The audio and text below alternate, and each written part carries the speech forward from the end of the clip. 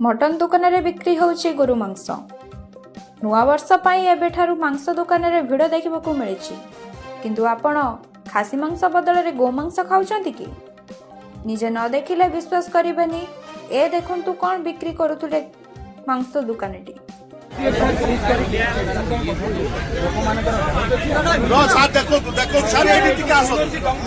परिस्थिति सृष्टि होगा पूर्व इमिडिएट याकू सारे टिके देखो तो टिके माने लोक माने जो जाति के अछंती के कोन करिवो सारे एडी टिके एई लोक मिलियो लोक माने आसन सर देखो आसन कोन देखिबे एटे देखाउ बा दूर ना कोन फोडिया फोडियाटा देखाउ फोडियाटा देखाउ ये भूचू रे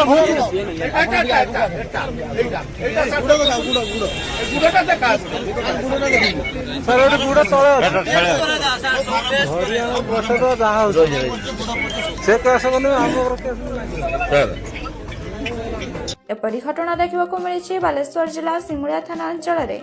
घटनास्थल में सिमुलिया थाना पहुंची दुकान मालिक को अटक रखी तदंत आरंभ करिछि। बालेश्वर जिला सिमुलिया थाना अंतर्गत जामुझाड़ी बजार रे बरी अंचल मुना और तांको पुओ एक दुकान रे मटन बिक्री करुथिले। आज सकाळे मटन काटी रखिथिबा बेले स्थानीय लोकंकर संदेह होइथिला।